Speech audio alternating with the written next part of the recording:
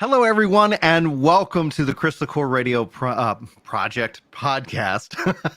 Brian and Chris here today, sitting down, talking especially about 2024. Lots of exciting things. Over this last week, Chris and I have been just hanging out, talking locally, and he alluded to some of these ideas. In our last podcast, we talked about World of Warcraft, but what does it mean to have some level of closure with this MMO as they enter into a new saga? And so we thought we'd talk a little bit about that today, talk about what we're looking forward to with Dawntrail in 2024, as well as the other MMOs that are on the horizon, to see, kind of give you guys a heads up as we step into a whole new year. So Chris, this is something that I thought was really interesting from your perspective, because you've been with World of Warcraft for so long, and now that seems like they're really firing on all cylinders as an outsider in that game. What's going on, man?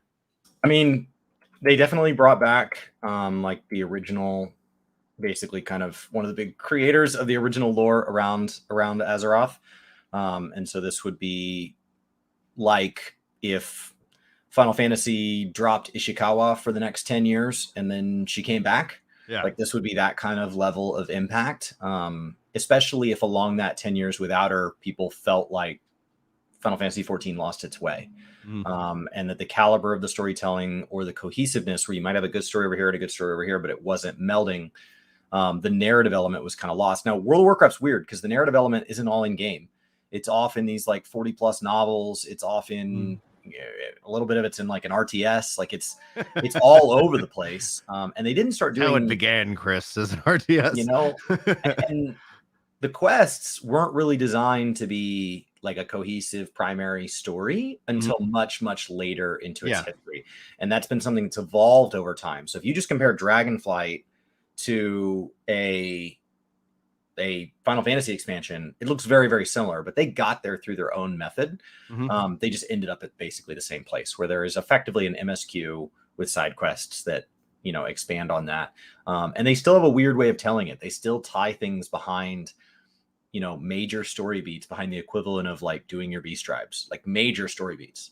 And so that's something that people still don't like, because then you get to the end of the story and you're like, so I'm supposed to be doing my dailies and paying attention. And like, if I'm not willing to do dailies, I can't get to the story. And then when the next raid comes out, I'm confused because their raid ties directly into their MSQ. It's not standalone.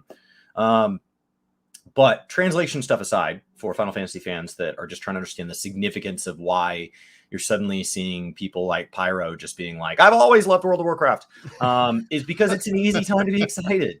It is. I've been listening to his stuff. He's super thrilled about all of this kind of theory crafting that you get to do, knowing that they're actually going to address things in the room. It's not going to be like, it's like, hey, what's that guy with the sword in the corner? And they're like, what guy with the sword? That guy.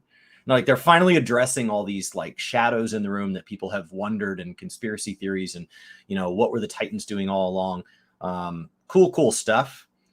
And they're doing it over 3 expansions. So it's kind of like knowing that Shadowbringers and Endwalker were coming 5 years in advance. 2 years in advance, something like that. Like, imagine if at the FanFest during Stormblood, they told you, hey, that Shadowbringers and Endwalker were going to be amazing, and there was enough evidence to make you think that Shadowbringers and Endwalker would be what they were. Like, the launch of Endwalker was phenomenal. I know there's a lot of people that are frustrated after that, and Shadowbringers from start to finish was awesome. And so if you could have known that in advance, what would you do different to prepare? And then, like, what is the significance of these moments? Because we can't have games that have stories that are 40 years long. Like, you have to let people say farewell. You have to have final episodes of long-running sitcoms. Like, you can't just run. I mean, soap operas run it forever, but like, most things need to end, right? John Wick needed to end. Like, that series needed to put a cap on it. If they want to expand on that universe with a TV show and all that, that's fine. But the movies had to stop. At some point, we had to find a way to say, okay, this is enough of Keanu being this one character. Let's pivot to something else from here on. A more apt, in my opinion, because like I really do hope we see some more Keanu in John Wick, but a more apt comparison would be the Marvel Cinematic Universe, where it finished with Endgame, and then all of a sudden, they've really struggled with that, that season, or that phase 4. And now as they go into phase 5, they're all of a sudden going, oh no, there's a real problem here.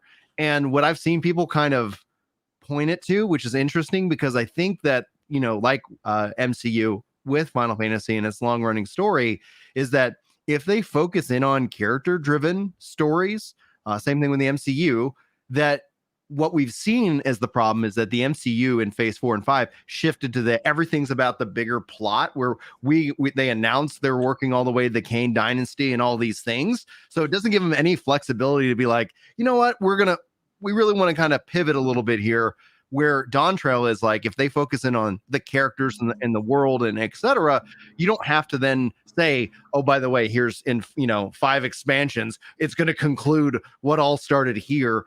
But the thing that you and I have always talked about is, how do you get new players in without requiring 300 hours of homework to be accepted, to be allowed, yeah, just to be let in the door. Mm-hmm. You're still going to be called an idiot and a noob, but 300 hours is your minimum buy-in. Yeah. And that was in Shadowbringers. I'm sure some things have been sped up a little bit, but those, those things are stacking up on top of each other. So unless they decide, and the question is do they bundle a story skip with like a collector's edition expansion? Like here's like a one in time Dawntrail. By the way, if you want to just start in Dawntrail, here you go. Like, is that bundled, or is that just aftermarket? Like, yeah, we expect people are going to be spending lots of money. Repackage it into something else entirely. I'd love to see them make a little mini series, with live action or something. Yeah. Just pivot it a totally different direction. And I'm sure there's people that would hate that, but and they'd be like, oh, the video game was so much better, and finally, like, the book was so much better, would have a different way of saying it, because it's the same thing. But they did announce a live a live action series, and then my hope, especially after watching some of Edge Runners, like, I think, man, just go with kind of that like anime style, as opposed to like trying to force it into like, here's the real world. But I'll we'll wait and see what if that ever shakes out. I don't know what comes after the final of this saga for World of Warcraft. It's kind of the same question of, what does Final Fantasy move from here? I think I personally prefer the Harry Potter model, where you wrap it up, you go big on the last chapter, because you only get to do it once. That's why it got made into like multiple movies. Right. And you go big on the last chapter, you settle it all up, and then you go back into the universe from a different angle. And so like the Fantastic Beasts, where it's just this totally different angle, and you can have familiar characters at a different place in time, especially if you have characters that time means something different to, because they live to be an old age, or they can travel through time, or whatever your universe rules may have. I really like that they kind of button that up, and we're not going to just keep watching Harry and Hermione and Ron like solve things. Yeah, like that's done. And if they really want to, they could always have their kids come in and have their own experience with Hogwarts, or they can let Fantastic Beasts run its course. The universe doesn't have to die. And I think that's where Marvel has struggled, is that it doesn't feel like I'm re-entering through somewhere else, because it's already so super. Like, in its very nature, it feels like, well, then why isn't Superman here? Like why, or like why aren't our DC heroes here? Like, why isn't just bring everybody in and nobody can die ever? Yeah, just bring Iron Man back.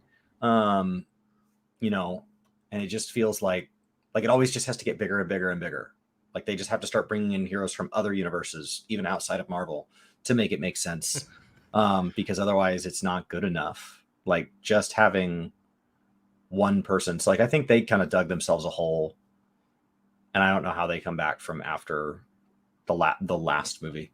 I still think it's like, if they were focusing, because they've had some real gems like Guardians of the Galaxy 3, and then look at the Loki series, like, they've done really good. And one of the things I really appreciated about like especially Loki season 2 is the theories that a lot of people were like, oh, how is this, because everybody's just trained to, how does this move the bigger plot forward? How does this move the big narrative forward?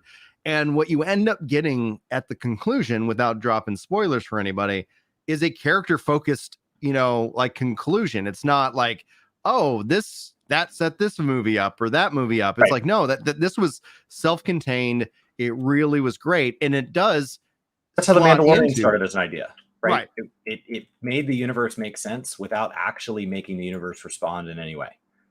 It could be a standalone title. If you never saw it, Star Wars is still its own functioning. It's not affected by the Mandalorian. Yeah. But the Mandalorian gives context. Yeah. And that's what side quests should be in these MMOs. Like, they should be contextual. They should not be required. And I think that's really nice. There's some in Endwalker. There's a couple in Rods at Han that are just really nice context adding. They are totally optional. And they're really nice kind of epilogues to the story, but they don't matter. Yeah. Like, in the big scheme of things. If you didn't do them, I'm sure you still had a great and full experience. If you did do them, hopefully they made the game just that much richer. As we I never ended up doing like all the role quests. I ended up like not finishing those. There's a lot like on my checklist for whenever I do come back to kind of knock out before, focusing on Dawntrail. So that's going to be really exciting to see. Now, I do want to ask, because we've kind of theorized on the concept, and just for lack of a better term, Final Fantasy 14-2 as a way of kind of, in a way, saga, a chaptering with a technology shift, a time jump, if you will, a restart of progress, like something of that. But I do want to have to say thanks to Wes, aka Real Kitty Hawk, for their tier 3 support for 51 months and on a 19-month streak. So, dude, thank you so much for that support over on Twitch. We love you so much, and we couldn't do what we do without you. So thank you guys for that. Now, I want to talk a little bit about that concept of kind of a 14-2. Do you feel like that is something could be on the horizon? And it wouldn't necessarily, because Yoshi P said, at some point the number 14 is going to seem pretty silly as the game evolves. Where do you fall on that now that we're looking at Dawntrail and knowing that they're going to continue on in this engine, in this universe, in this story for some period of time? I think you just do it in game. I don't think you have to call it something else. I think you can just let the game evolve in game. Right. And if you want to launch a secondary title that takes place in the same universe, you can, and it can be called whatever you want. Yeah. They haven't really figured out the relationship between 14 and 11, as opposed to with the Season of Discovery. I think World of Warcraft is really looking like they figured out what classic is versus what retail is. I don't know if you followed any of the Season of Discovery stuff, but it's very cool. And so, like, figuring that relationship out, I think that it would be reckless to launch a third MMO if you haven't figured out how to get your first two to kind of have a community that's healthy with each other. So I'd prefer to see them, like, I personally would prefer to see them solve that first. Like, I just still don't know what the plan is with 11. Do you? Like, is there something I'm missing? And have you seen what Season of Discovery is doing? No, tell me about the Season of Discovery, and then I'll talk to you about Final Fantasy 11. Okay, so World of Warcraft Season of Discovery is basically taking WoW Classic, and the question was, if Classic just starts back at the beginning, if this is just Final Fantasy 14 1.0, and you're going to play through 1.0, you're going to follow the meteor falling, you're going to go into 2.0, and you're just going to play through the expansions, at what point are you just playing in the past, right? And you're just running at this, and actually it runs faster. So at what point do you catch up? And do you just keep restarting it? And it kind of loses its fun. Like, I missed it the first time, but I've had a nostalgic run through it. Now what? Well, it goes back through and it says, what if we redid 2.0 Realm Reborn, but we had new trial fights, we had a new raid series, and then we had a subclass system added on top of the existing classes that were available at the time. Okay. Go. Cool. So we just add those in. So they have a rune system where you get to add things onto your class, and it is about establishing fun, not balance. So, like, we are going to try to, like, grab the outliers, and is the exact word they used, and try to, like, keep there from being something so game breaking that it's defining. But, like, if to make black mages have a really cool heal ability, it makes black mages a little overpowered in a certain piece of content, so be it. If white mages can now tank, and that makes them weird, okay. Oh, man, yeah. Have fun. And so they just kind of, like, they're just letting things break to break them. And then they're putting you in new raids, new dungeons, but in the same game. So you're playing back through again. But ideally, And they've done so much where they intentionally didn't put a lot on the PTR. They intentionally didn't share a lot in interviews, because the goal is that it should feel like when World of Warcraft first came out, which predated a lot of what modern streaming and YouTube and websites are. Yeah. And so there was this element of like, what's around the next corner? Yeah. And maybe it was just 2 more furbolgs that dropped 2 pieces of linen, but maybe it was something epic. And so there is this idea of like going out and finding these runes, which are all nested in different types of content. Some are supposed to be easy to get, some are supposed to be hard to get. And then hopefully that encourages, and they're going to like release it in chapters. So there's no blitz to the end. It's like, no, let's all enjoy 1 to 25, and then let's enjoy 25 to 40. And they've just kind of paced out Classic, where it's going to be this discovery. And if this is successful, ideally what that lets them do is kind of pick a new theme and do discovery again. Yeah. Like now we're going to come through and almost like this Fortnite type thing, right? Like what if like the darkness was over the whole world and everything's impacted by darkness? Like what happens then? You know, and so it's just a chance to reimagine the game with a different lens, put a whole new development budget towards it. And I'm really excited for it. And I think that's what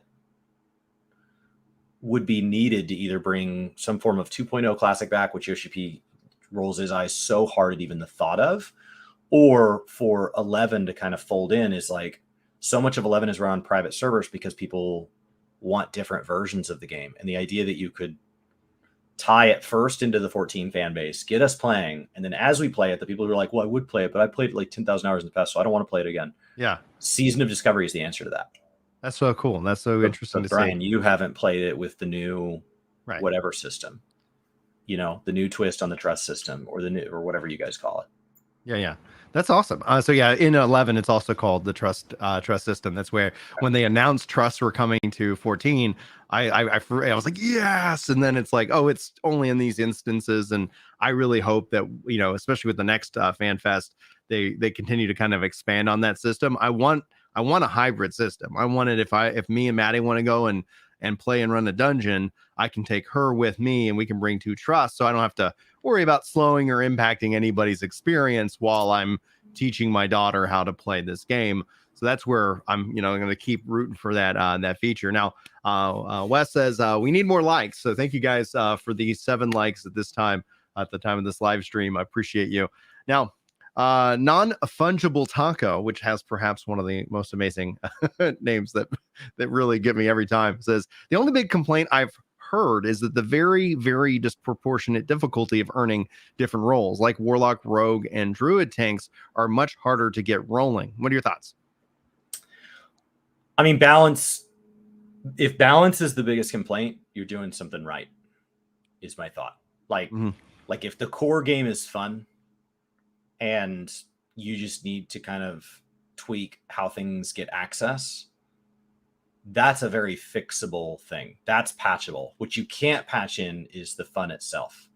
So people are like, I love what this role is, but it's hard to beat this one thing, or it's hard to acquire this, or the power of this one skill in this level range, because it is level banded. So like the strength of a druid at level 20 is just struggling to get to 25. That's a tuning issue, and that is fixable. Yeah. The people saying I would play druid, but it's just so boring, that's really hard to fix. So like if their biggest issues they're having, I don't have the time right now to go launch into Season of Discovery. So I am consuming it through watching people, which is, and I'm still having a blast. Yeah. Like I'm just enjoying watching people.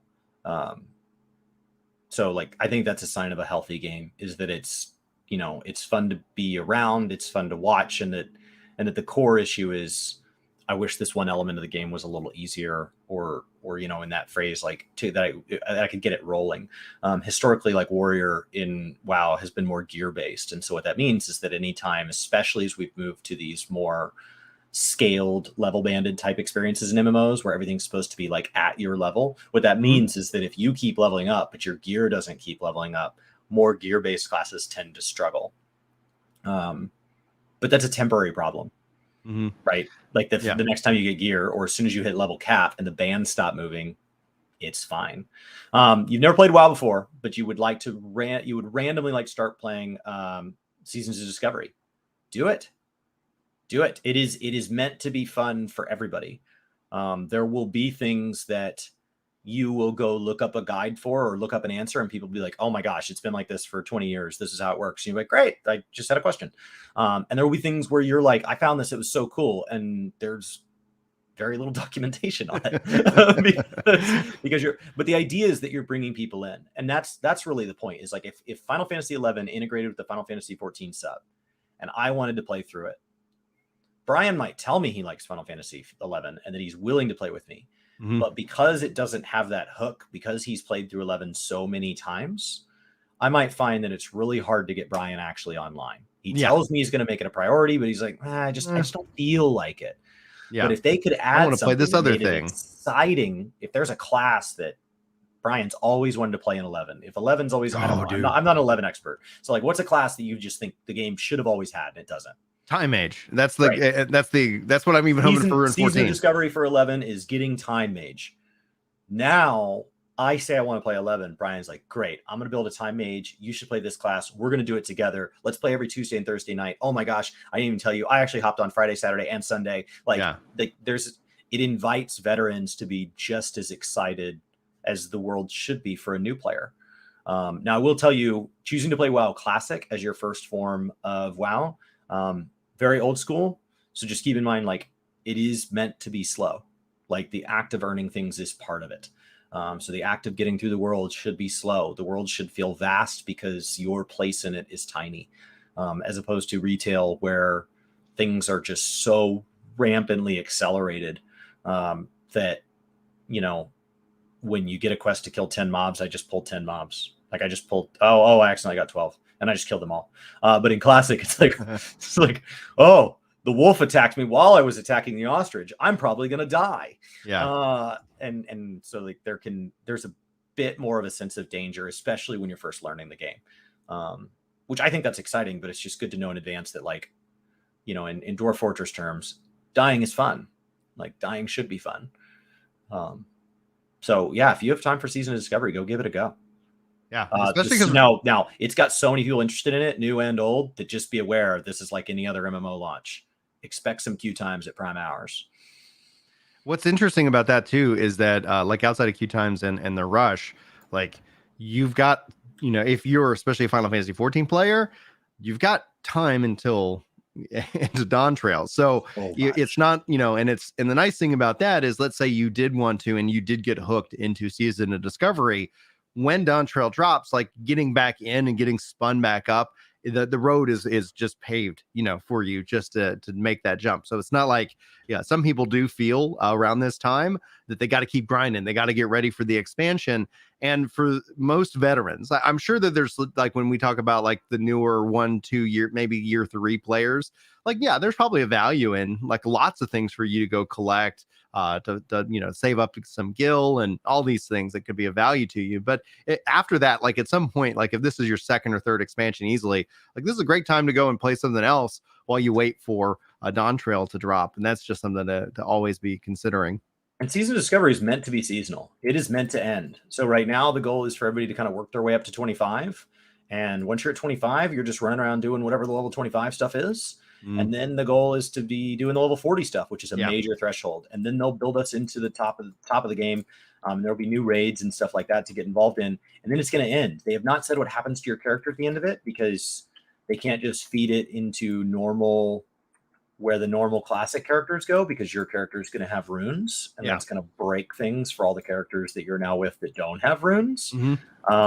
But they've said they've got some ideas and they're looking forward to sharing them. And so I have to wonder if there's going to be this new kind of place where like all the different characters from the different seasons and the different items can just start to meld. And if so, like, if any of you are like Magic the Gathering fans, what happens when you have Magic the Gathering Legacy for all these characters and you're allowed to have runes on a character that, let's say next Season of Discovery is more gear based and this one's more skill based? What happens when I can unlock these skills and that gear?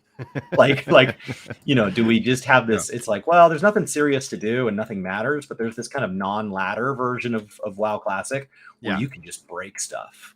you can solo Molten Core because you've got all the runes and all the gear. Like, just go nuts. So I don't know what they'll do with that, but Yeah. that should be exciting.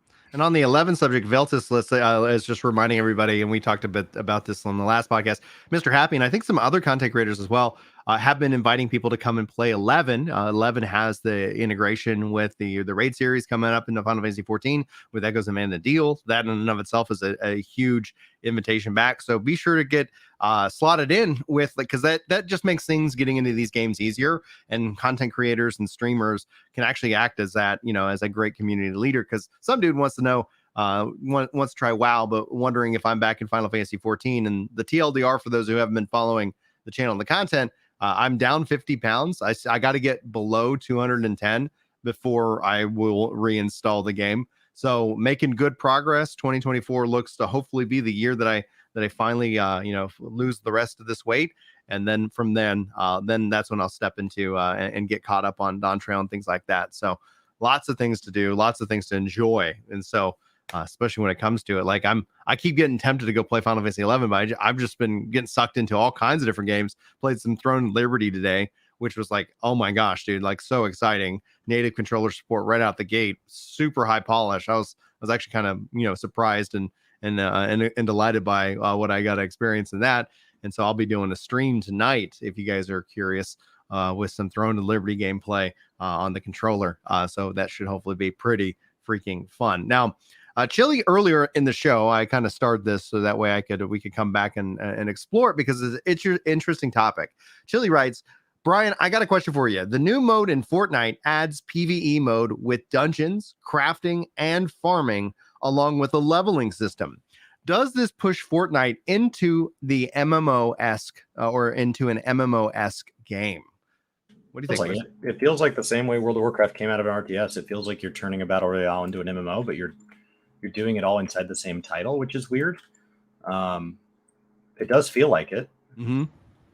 Yeah, I've been saying, like, within the genre of like the big umbrella of MMO, like you then break it down, you have theme park and sandbox. I go, how is and what does the MMO need to do that Fortnite isn't coming in and stealing some of that thunder? Like, what is massively multiplayer online, and then as an RPG even really mean in the era of something like Fortnite? Because that's where the Fortnite has that gravity, that people are just being absorbed by it in that. And not that it's going to speak to everybody, but it does things that we're not actually seeing in what we would call massively multiplayer. And I've made the argument about, like, what is 4 and 5 man content? Is that something we need to consider massive multiplayer? Hunts, within Final Fantasy 14 have that same kind of value, but I see gamers push back on the idea, like, oh, everything just becomes a Zerg fest. And it's like, I don't need every bit of content to be like every other bit of content, but Zerg fest can be fun. Like, it can be fun when all of a sudden there's a big boss and everything's going off. And I think that's what Eureka and Bozja really kind of highlighted, is those kind of massive features. But even Bozja was capped at, like, I think 72 players in that instance. And so I do wonder that, as that. So I would classify that, whether it's, the Lego mode that they're, people are building kind of in a mod tools kind of way with Unreal Engine. Like Fortnite as a foundational tool that will continue to, like, encroach into that, what we would define as an MMO specifically. What do you think, Chris? I think it's fine. Like, welcome it into the space. I've been watching this kind of back and forth between Xeno and Zepla. Yeah. And I've been enjoying the content. And like, there is this, like, Xeno's like, I like one game more than the other game. And she has a more distinct opinion on the matter. But you're very much watching, like, two baseball fans whose teams just played in the World Series argue about the differences between those teams and their culture and their ethics. And, like, you're sitting in a bar next to somebody and you're shouting, and somebody else is like, okay, but, like, I'm trying to watch CNN or tennis or whatever, and I don't care about baseball at all. Like, Yeah. Like, I understand you guys think you're so different. These are the same game. Like, World of Warcraft and Final Fantasy are the same game when you put it next to, the next God of War or Spider-Man Yeah. or Octopath Traveler or mobile games or a racing game, Gran Turismo, or Zelda. Like when you look at Game of the Year, like World of Warcraft and Final Fantasy are the same game. They are the same game. Yeah. And if Fortnite wants to be in that space, the more the merrier. This party is not so big. We need to be kicking people out. Right. Like it just the number of players of MMOs worldwide. Like if Fortnite wants to be called an MMO, that's great. I think that sounds like an MMO. It's got an RPG element, right? I'm building my character. I'm leveling. Mm-hmm. It's got an exploratory dungeon and farming type content is what was described in Chili's comment. Yep. Sounds like an MMO. Yeah. Like sounds like an MMO. It's interesting because I feel like we were seeing this resurgence, both in investment, but also interest within what does it mean. And while there's still projects that have not come to fruition, we're seeing, the return of focusing on kind of big scale, massive battles. And a couple examples, just from, testing would be Ashes of Creation, in which there's a lot of open world. Throne of Liberty has a open world dungeon style system, and they also include instances, but to see that open world dungeons can then also coexist with instance dungeons, it's going to be interesting to see how the players respond to that within time, because yes, the critique or the complaint against open world content is it's just a Zerg fest, or it's too difficult that you can't do solo. But I think what will be interesting to see is that what features are taken and blended. And this kind of ties back to the Fortnite thing, because I think with the business model, and we're seeing kind of buy to play, free to play, and different MMOs finding success within those business models, it allows, I think, for players to be able to jump to different games and try different games. And hopefully what we see is an economy of ideas where cool features and cool ideas float to the top. So you don't have like an MMO that you're like, oh, I need to invest all my time into this MMO, and I've invested so much time I can't leave this MMO, and then cool ideas just come and they die on the vine because there wasn't the financial support. And thus the idea is like, well, maybe this idea was bad. And it's like, no, everybody actually loved that idea, but we didn't have the freedom to be able to go and check out that game and come back to that game as needed. So it'll be cool to see. I do want to say thank you, Sheriff Sniffers, with 22 months of support with their tier 1 sub. That is incredible. I really appreciate you. I think, on a 15-month streak as well. So a little over a year off that streak. So thank you for that. Chris, you look like you're about to say something. Nope. I'm with you. All right, sweet. More players in the space, more ideas in the space, more money in the space. Just more. I'm really excited to see. It feels like we've had a bunch of people come into the space to make a bunch of money. But we haven't had a lot of freedom to like explore wildly new ideas paired with money. And like Ashes of Creation promises to be that, but it's not a game. But like I think New World tried. New World had the funding to try to do their own thing. And it looks like WoW is going to have the ability to kind of really do their own thing and come at it from a new angle. And I know people are ready to like immediately say, okay, Activision WoW bad, but like Activision WoW gave us Wrath of the Lich King. Activision WoW gave us Season of Discovery. Activision WoW gave us Dragonflight. So like, it's not just Activision.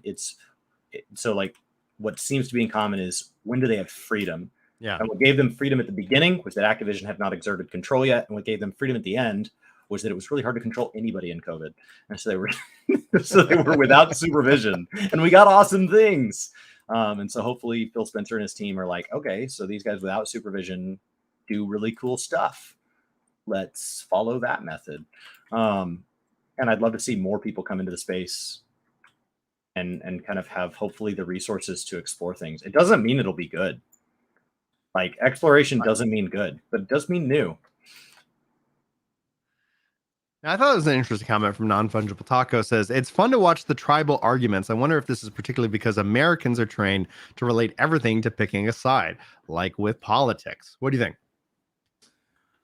I mean, it's definitely easier for humans to just in general to see things as black and white. We have so many decisions to make in a day. It's a lot easier to look at a decision and say good, bad, good, bad, good, bad, like, don't like, and just thumbs up, thumbs down. So you could just get through the sheer quantity and then take the things that really matter to you and zoom in enough that there's some gray.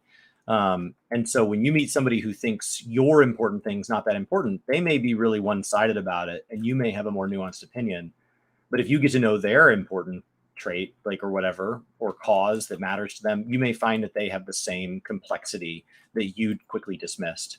So I can't separate the fact that I am American, so maybe that is a uniquely American view of the world. But like, I definitely feel it is natural to see things as black versus white in the bulk of life, so that I can spend my time really caring about Final Fantasy 14 and WoW are not the same game. I said they are because from the vast majority of perspectives, in the billions of people in the world, they're the same game. But when you actually have time to spend hours and hours and hours in both these games, or even just people who want to have their opinion on the internet and they've spent hours and hours in one of these games and they know nothing about the other one, they are more than quick to point out all the nuanced opinions of how they're different. So like, I think it's the tribalism just comes from you thinking, like, it would feel very natural to feel very defensive if I felt you were misunderstanding my view. Like, I got to my view logically. I don't disagree with myself. So when you disagree with me, then it feels like, well, then you clearly don't get it. And so there can be a defensiveness. Thankfully right now, like, both games are honestly in a pretty good spot. And so the arguments between Xeno and Zepla are pretty nothing. Like, if you just want content, go watch content, but there's nothing there. We're just filling the void between expansions right now. I was interested in the idea concept of, like, American. I don't feel like that's a uniquely American, but obviously I'm American, so I'm on the inside, and it's not even that. I just think that's a natural kind of human thing to kind of debate and push back and share ideas. I don't like it when it gets to be like, I'm not attacking the idea. I'm from an argumental or, just a, that kind of level. I'm now going to just shift to attack the person who's making the argument. And once that happens, like, the first person to shift into like a personal attack over any kind of debate about a game or anything, I'm just like, all right, you lost. Like, it's like, no, that's just not interesting. So I find a lot of that just using the internet for in terms of entertainment, as opposed to like, okay, we're really going to decide, like, every tier list video that's out there is the definitive list, and it's like, no, that's not. It's just how do we communicate and rank these different opinions in that case. But who knows, like, from everybody and the content creators that are also outside of America, it just seems like a natural kind of fit that, people compare things and they discuss things and they break them down and they, talk about how they're similar, how they're different. I mean, Chris, have done real well for yourself in terms of like just a translation guide. Hey, you're coming over from WoW to Final Fantasy 14. What do these things mean? What does haste mean? What does, like, what do these stats mean? They mean something different in the different games. And those have been, I think, very valuable for people to dive into. Now, Veltus over on Twitch writes, still not trusting Activision Blizzard just yet. I still need to see them prove themselves more in case these few good points are one-off goods before it goes back to bad. Also, not touching any of the Activision Blizzard till Kotick is gone for good.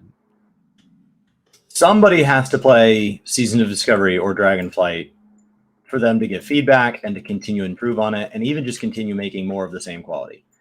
That person does not have to be you.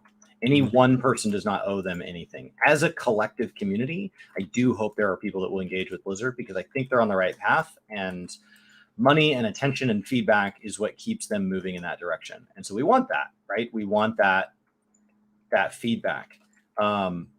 That doesn't mean everybody does. And so there are people that maybe, have already been burned by Blizzard in the past and don't feel they want to trust them. And that's fine. There's also people who, like, I've met people who have told me, I've never played a Blizzard product, and the decision they made today or whatever is why. And it's like, that literally doesn't make any sense to me. It's like, you knew 20 years in advance that you weren't going to like them. So, like, I would just say, like, giving everybody an honest shot once is the most we can ask. If you've given them an honest shot and you think you're good, then you're good. There's plenty of games. We're not in a point where, like, we have to forgive them. We're not on an island and these are the only two games. And so if you don't play them, you have to sit around bored. Right. there's still plenty of games I haven't gotten to. Yeah. You know, I don't have time of Throne of Liberty because I am playing WoW. Right. And some part of me is a little bummed. So like, maybe that's what you make time for, because hopefully somebody gives Throne of Liberty a shot too. Well, and we'll see. And right now, like for those of you who are curious, Throne of Liberty is just in the Korean region, so you have to do a couple of extra steps. So if you are dying to play, I have a guide up on my channel, as well as I have my first impressions up on my channel today for you guys. It does feature controller support, and it will be coming out in the West, published by Amazon, which I think is an interesting discussion in and of itself that we could talk about Amazon Game Studios and their 2024 aspirations as a single topic for a podcast. But beyond that, I think it's important to say, like, you find fun when it comes to Activision Blizzard. Like, what I feel the root of kind of this is when it comes to trust, it's a bank, right? Like, you deposit trust and you withdraw trust. And for many people, from what I've gathered from the conversations, from all the issues, from the legal issues, from the crimes, like, there's been massive amounts of withdrawal of that trust. And it didn't help that World of Warcraft was in that state at the time where people were just not having fun. Now, fast forward to today, they put out a roadmap. They've delivered on the roadmap. They now have a second roadmap. They've talked about not just a second roadmap, but they talked about this expansion.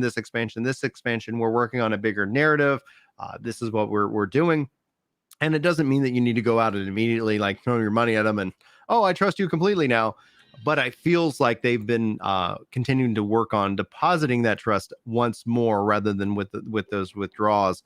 And I think that in and of itself, along with the funding, and if Microsoft is true to what it says it's doing and just letting Blizzard be Blizzard and go find the fun, go be Blizzard, go have fun, like, I think what you're going to end up experiencing is that, this is a new chapter for the company. This is a new chapter for World of Warcraft. This is a new chapter for the other games, both unannounced and, that we know that are coming with the expansion for Diablo 4. Like, all of these things I think are going to be working on this, pathway forward, which, yeah, if you've been burned by them, I don't blame you for like not, wanting to sit back and wait. But also, like, if you're dying to play a game, don't, like, at the end of the day, like, you're one, especially if you don't write them a letter or send them any other form of communication, they're not going to visually see your individual, boycott in this case. You gotta team up with a lot of people to kind of make that happen. But all right, I do want to talk about closure, though, because one of the things that you kind of alluded to in our conversation offline was, how does WoW get to a point where, like, people feel like, I have achieved and I can step away from this game satisfied? I felt like Endwalker, because you compared it to me, like, Endwalker was this monumental moment where it became not just okay, but it became like a satisfaction. Like, I've achieved, I've accomplished, I have, concluded this story. I don't feel like, and that for me was very cathartic and very peaceful. When we look at it in terms of WoW and what they've announced, what does closure in World of Warcraft look like for you? I think closure is kind of a word that often means the same thing to me. So like, I've experienced it with very few video games, but I've experienced it a lot in my life. My grandfather had a 15-year fight with leukemia, and by the time he went at the end, we had a lot of good memories, and he got to go very much kind of on his own terms, and he was plenty old and lived a full life, and he felt good about it, and we got to be there, and that was a good sense of closure. It doesn't mean it was easy. It doesn't mean there wasn't pain there, but it was definitely something that, like, now I can look back and that chapter is closed, and I can look back on that as a complete book, start to finish, and I can look on it fondly, as opposed to, I've had some friends that were taken at a very young age, very suddenly, in ways that seemed very unfair. Yeah. And it took me a lot longer to work through that because I didn't get that sense of closure. When I graduated college, I was excited to move out of that town. I was excited to go off to my first job, and I knew it was the end of this chapter I would always look on fondly, but it had always built towards this known conclusion. And when it got there, the conclusion was everything they said it would be, roughly. And I felt good about that. Mm-hmm. I get that from single player games. I've had it from games like Final Fantasy X and Zelda games, which are why they're some of my fondest memories. Mm-hmm. I mean, it's why I didn't put them down mid game. It's because like I felt like they were building towards something. They did, then they delivered, and like that was a complete transaction, like emotionally speaking. Final Fantasy offered that with Endwalker, especially to its longtime players who had truly let the game run its course as far as a length of time, not just emotional energy. And so when I watched you kind of take that exit, there was a real beauty to that. And I didn't feel done with the game. And so I didn't take that off ramp. Right. But sometimes like I've quit WoW multiple times, but I've never quit it fondly. I've quit it out of bitterness. I've quit it out of apathy. I've quit it out of anger. You know, and I've taken those breaks, but I always come back because I've never gotten that sense of closure. So what I told you with the World Soul Saga is like, if nothing else, and this doesn't make any financial sense, and Final Fantasy's run into the same issue, possibly. I don't know. You never know the numbers. But like there is an element of MMO where you should never give your players closure. You should just let that resentment build until you've extracted every last dollar. Until you farm them for every last tier. Like I really like the idea that the World Soul Saga is something that if I give it an honest shot and I invest my time and my energy in it, that I should look at WoW and I should make my kind of bucket list. What are the things I always wish I got from WoW? What are the things I always wish I experienced from WoW? And I have 7 years. It's plenty of time. So you may have a lot going on in your life right now or next year or whatever, but you have 7 years to kind of, in my mind, knock out that bucket list. And then I feel like maybe I could actually step away and really be happy. And something about that says that then if I stay, I stay because I want to, as opposed to always staying because it's unresolved. Like I'm always staying because I always feel like I like WoW and I can't put my finger on why I'll quit next time, because it's probably some drama that hasn't happened yet. But I don't know. I'm really excited about having the same feeling you got from Endwalker with WoW, because that's how long I've been around with WoW. I've been around with WoW since the month after launch. And like I came into Final Fantasy the month after 2.0 launched, but that's not the same as 1.0 players. And so, you know, Endwalker gave me a lot of joy, but not in the same way. And because of the way I came into Final Fantasy, it encouraged me to be a story skipper. And people can be mad about that. Yeah. And so like at this point, I've gone back. I've done all the MSQ in 14, not because people said I should, but because I wanted it. When I finished Endwalker, I wanted to know what I was missing. And so I still stand by, if you want to be a story skipper, be a story skipper. So I know there's been a handful of times where I've seen people say, well, he went back and fixed it. So, you know, he's saying you should too. And that is not what I said. If you want to be a story skipper, be a story skipper. But it does make me wonder if I knew what I knew now, would I have been a story skipper then? No, I don't think I would have, based on the fact that now that I do know what I know now, I did go back and do the story. So I think with this World Soul Saga, I have 7 years to read like 40 books, which thank God it's 7 years, because like that's how much lore there is in World of Warcraft. Well, out of World of Warcraft. So if I want to go get to know the lore myself, I have 7 years. And so like I think that's my plan, is to really give it a shot. And that way, when I get to the end, it's like I gave everything from my end. And if they didn't live up to it, that's on them. But I've got like my complete sense of that was a finished thing. And when we finished the last quest of, you know, the last Titan, probably the launch quest, because I'd never really think that patch content holds up to launch content in MMOs. It's good, but it's not the same.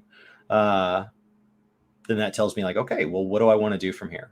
Because they're going to pave the way for what Chris Metzen said is the next 20 years. Because this will have been the end of 20 years of World of Warcraft, and then it'll be time for the next 20 years. Right. And Square Enix has talked about that with Final Fantasy 11. Like we want it, you know, we'd love to run it for the next 100 years. And what does that look like and how does that play? But we've also seen them, you know, take resources, and that's where like the dream would be, hey, Echoes of Vana'diel. Oh, by the way, we've also used this time as we remolded, you know, Final Fantasy 11 into the Final Fantasy 14 engine. Here you go. Like this is the next, you know, here's the way forward for this game that that exists. But oh man, I dare to dream. I dream a dream, you know, in this case. Now, Zoila writes, World So Saga is just WoW trying to copy the MCU by announcing an entire phase at once, which tells me the story ain't getting better anytime soon. And what I find here is interesting is that what we're seeing also with the MCU, we talked about this at the start of the show, is that you have a much harder time pivoting. So they've announced the three, like we don't know the content of the stories, but it does allude to these things that if all of a sudden in, the second expansion, it's like, oh man, we found this really interesting thread. We've already been moving on this bigger narrative. And so we need to go ahead and get that finished because we've already made that public promise, as opposed to saying like, well, we haven't told anybody anything. We can go ahead and quietly make a change where like, we know there's another expansion after Dawntrail. We just don't know what it is. And we don't know, like how many they're going to do for the current new saga that they're kind of teasing. So it does, I think, give Final Fantasy a much bigger ability to pivot. And I think we saw that exactly happen from Shadowbringers to Endwalker, because originally Yoshi P was like, well, maybe there would have been another expansion and then we would have concluded it in, 7.0, where now in 7.0, it's a brand new story. What do you think? I think that rather than look at the MCU, I would say, on this channel, let's look at Final Fantasy 14. Final Fantasy 14 likely knew that they were going to wrap things up with Endwalker prior to Shadowbringers even launching, at least the inkling in the gears of their head, because that's just kind of how far out I think at least the very core team starts to have a plan. They let a brilliant expansion come out, a truly brilliant expansion come out. And then they announced that Endwalker would come out and be the finale. Now, because it was the finale, in order to keep you from thinking that the game was ending, they at the same time announced a 10-year roadmap, which went over what will be multiple new expansions, confirmed things that are like what's going to happen with the level cap, what's going to happen with graphical remasters, where are we dumping our time and energy? Okay, so we came off of a high note, and then we delivered the news that there's a finale, and then we delivered the news of what is going to prove to you that you shouldn't just plan on unsubscribing because the party's over. And if you hurry now, you can beat everybody else out to the parking lot and beat the traffic. So that's how Final Fantasy did it. World of Warcraft just launched Dragonflight, which has been unbelievably well received. They now have brought back one of the original core team members that helped narratively form the universe and said that they want to make narrative a big focus, but so that people don't think that's just a singular expansion and that they should rush out to the parking lot and beat the traffic. They then, with that, pair what is a multi-year content release, and they reveal very brief synopsis on what the goals and objectives for that are. They announced some major technical things like warbands. They announced some major narrative elements and just some basic threads that prove to us that not only is this the finale, but that this finale is setting us up for long-term health of the game. And this is not them just coming in to collect one last cash grab and shut the lights out before you can get to the door. It's the same thing. Mm-hmm. It's the same thing. Like, it's literally, it's just for a different community. And so, like, if you don't trust it, that is back to Brian's example of the bank of trust, because you don't trust Blizzard. Because what Final Fantasy did was say, we're going to end the game and then you should stay subscribed. And we were all like, yay. And World of Warcraft said, we're going to end the game and you should stay subscribed. And people said, freaking cash grabbers.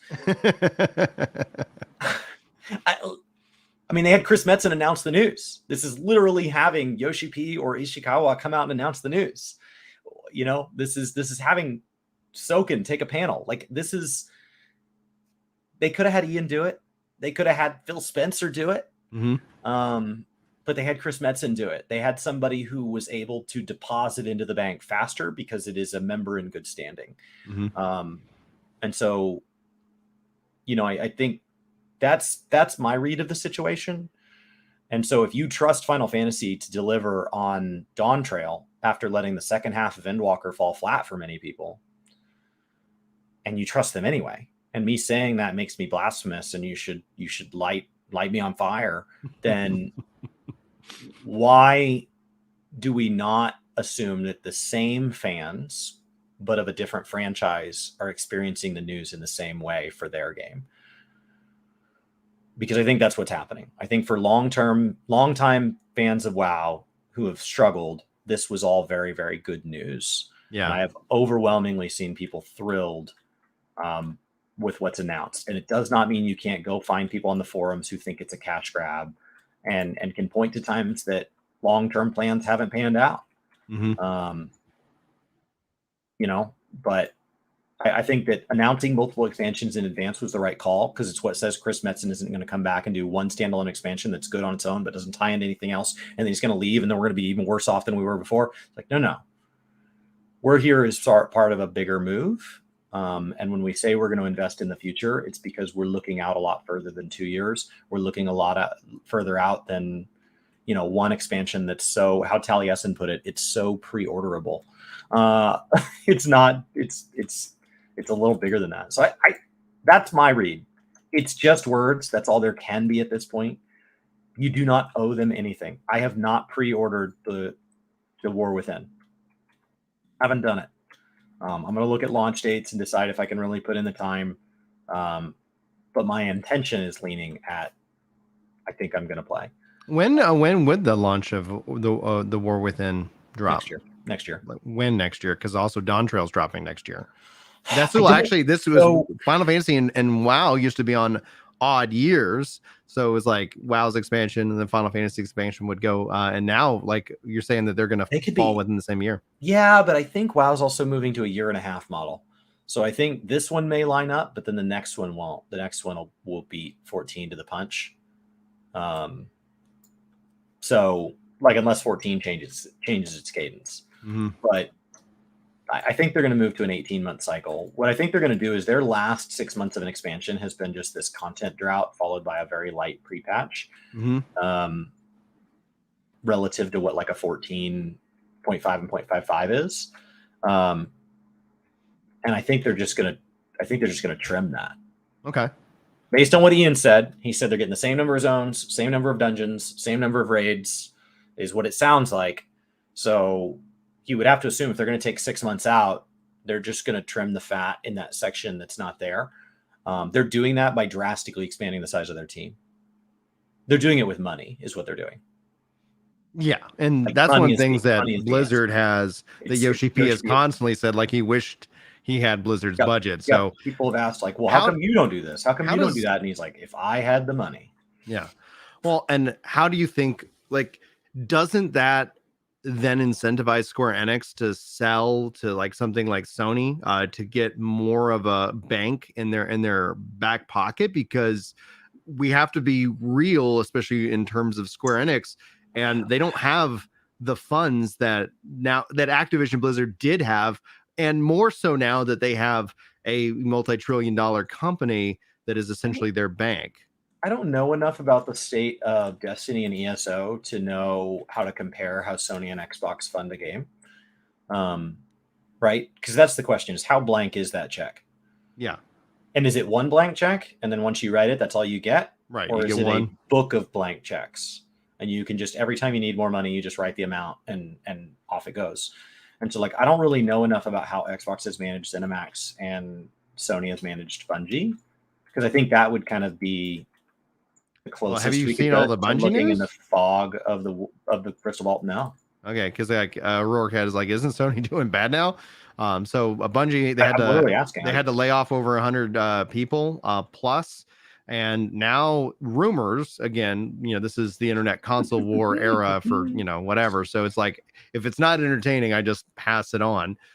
Speculate that Sony's looking to do kind of and get on. They already have people on the board, but ultimately doing kind of a full takeover of Bungie, which was originally as a part of the contract, was said that Bungie is going to be fully independent, and just a subsidiary of Sony. But Bungie hasn't been making their numbers, and I think that's essentially kind of triggering that. Now, whatever ends up happening, if they own Square Enix, so Square Enix ever misses their numbers. Well, that's all again how it manages it. I'm more or less talking about like the money, because Square Enix, has been banking. The bank of Square Enix is Final Fantasy 14. Like that is, where the majority, if not the vast majority of like their revenue is coming from.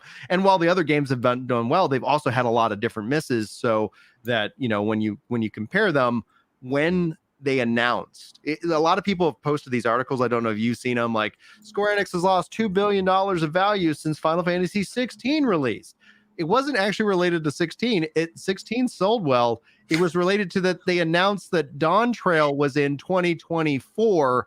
Right. And people were speculating that the expansion was gonna come out this year. Right. And obviously, when I read that, I was like, well, they're clearly not following work the game, because we've been setting the expectation, the expansions in 2024, y'all. The market goes down by 5% the same day that I ate it. Freebirds, but the Freebirds burrito has destroyed my retirement. Yeah, it just killed your retirement. So that's when it happened. Essentially, that's when it happened. I looked at the stock market at the same time I ate the burrito. That has to be it. Don't eat it, Freebirds. It's delicious. It'll destroy your retirement. I can't wait. Like, so let's I really like I've been getting into this smelling of food. I don't know if this is gonna be a weird story. So I've updated everybody. I'm down 50 pounds. But there's things that I just cannot eat. One of the things is kale. Kale and spinach. It makes me very sick, but I love it. I love both. And so it's it's trade-off, right? Don't have a smell. No. I'm not going around smelling kale, but my kids, they'll have like they'll have a piece of candy, or like, they've made popcorn, or like they've had pizza, and I'll go, let me just get a whiff of that. Like, I just want to smell it because it smells so good. And so I've been on that, I'm the weird food smelling guy in the house now. Like, oh man, that looks good. Mind if I smell that? I don't do it in restaurants. So that's what they're going to say at your eulogy. Yeah. He smelled a lot of food. He always smelled my food. And that's going to be whenever he's already crying and they're going to have that awkward laughter. And they're like, oh, he did always smell food. He did always smell food. Yeah. I don't know that I realized he did that. Yeah, exactly. Patrick says, and if you guys got any questions or whatever, we can take those before we wrap up. I know we got plenty of things that we got to get knocked out done today. But Patrick writes, thank goodness Brian said Chris are back. Should I play through Burnout and try to find my Final Fantasy 14 hype, or go to the new shiny with WoW? You have a long time till Dawntrail. I would go to the new shiny. The gap between 0.5 and 0.55 is the largest 0.5 to 0.55 gap in Final Fantasy 14's history. Burnout is when you play beyond when you want to and you feel forced to play. Yeah. Do not force yourself to play in 14. There is nothing there forcing you. That would be entirely self-inflicted burnout. And then come back with 0.58. Right. And hone in. So come back after like JP FanFest. So go play. It doesn't have to be WoW. Go play something new and shiny until January. Yeah, you got might actually benefit if you play something for a month or two. Yeah, go play like Starfield, Super Mario Wonder, Cyberpunk.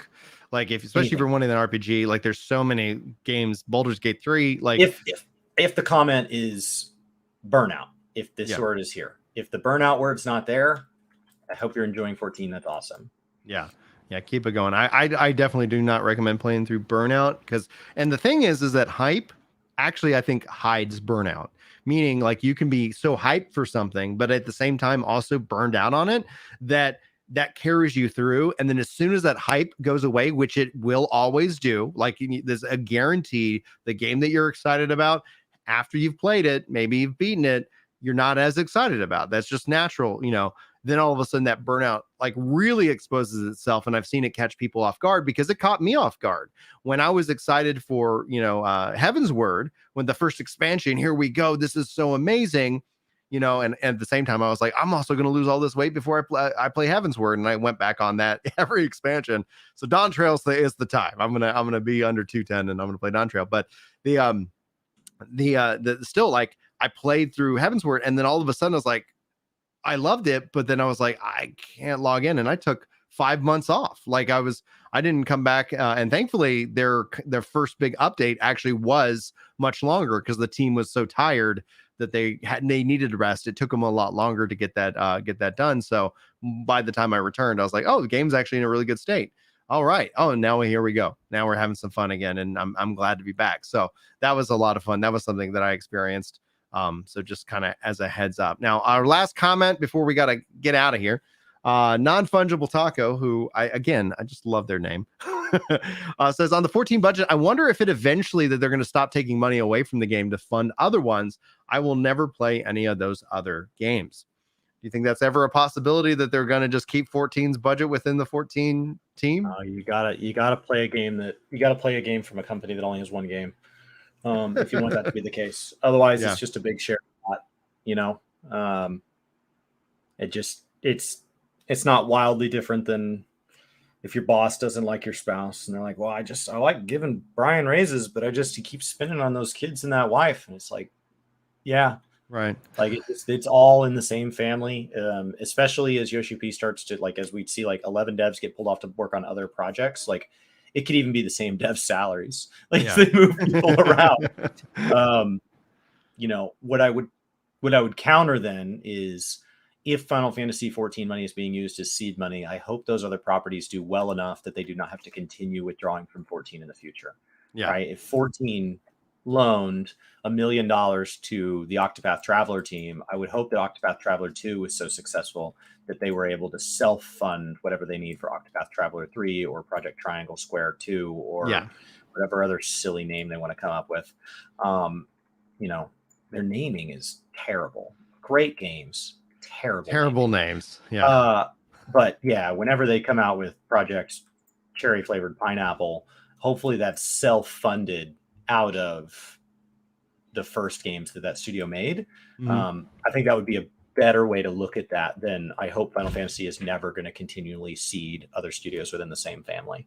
I would vote for that. I want all the Final Fantasy and all of Square Enix's properties to be profitable, and then that encourages them to take and make new games, new risks, new IPs, and continue to also remaster. They have such a catalog that I think, as a longtime Square Enix fan, that I want to see them succeed. And I think that and again, that's an economy of ideas, what's working and what isn't working. And overall, 14 being as, it proved out Yoshi P's point, like we got to save Final Fantasy 14. And since then, we've seen Final Fantasy 15 and Final Fantasy 16. And I'm looking forward to seeing what they decide to do next, especially with Dawntrail. Now, as we wrap up, kind of one of the things, it's like one of the interesting things that we'll be able to watch for this coming months is the Final Fantasy 14 Xbox release. So guys, be paying attention to that, especially if you're an Xbox player. I think that's going to bring in a lot of new people who then get to experience the massive saga, of Hydaelyn versus Zodiark. So that's going to be fun to see. So if you're somebody who likes to watch streamers and see people's expression, we're going to have a whole new batch of people who are finally stepping into the game with Xbox. So it's going to be fun to see. So much crying. So many tears. Farming us with tears. All the tears. Yeah. On that note, guys, this is the show. Chris, you got anything you want to promote, plug, or say before we wrap up? No. My new job is settled down. I have annual performance reviews, and so I hadn't been there in more than 4 months, and it was time for my annual performance review, just because that's when they do them, and that went well. And what's exciting is they grant your time off and stuff adjusts on January, and prorates for how long you've been there. So hopefully I get more time off soon. And they're starting to be really kind of flexible with, like, when I leave and when I come in, like, just as much as possible. It's just starting to feel like it's really manageable. So I'm just excited to be back to making videos and working on bigger stuff. Great. That's the update on me. My first marathon's coming up. Yeah. Woo. And for me, that's next week, right? That's awesome. For me, I launched my first comedy podcast. And so episode 1 will either roll out today or tomorrow on Ginger Prime Comedy. And I'm sitting down with different comedians. So it's been a lot of fun. The first episode was great. I'm looking forward to when people get to consume that. So if you guys are looking for another podcast to listen to, check out Ginger Prime Comedy. And I hope that you guys enjoy. I'll plug that wherever, all our social medias and stuff when that goes live. And I've already kind of posted a couple of the shorts from the podcast as well. And I've got a lot of comics that are lined up. So we're going to be rolling that out as well. And then I do have a showcase. Actually, I'm on a comedy competition in Garland on the 15th of December, and it's a free show. So if you're in the Garland area, be sure to follow me on, X or whatever the hell I've posted that information, or on Instagram. you can come out to the show. And then on December 23rd, I have another comedy show at Hyenas in Fort Worth. So it's been going really, really great and a lot of fun. So for those of you who've watched the clips and interacted with the content, thank you guys so much for that support. Hopefully people are asking, are you going to film anymore? And it's like, well, I got to work on the budget to afford it. Because it isn't, it is not a cheap endeavor to have a film guy out there for shows and things like that. But that's going to wrap us up, guys. Thanks so much for being here. Hopefully you enjoyed, and hopefully we will see you in the next episode. But until then, take care.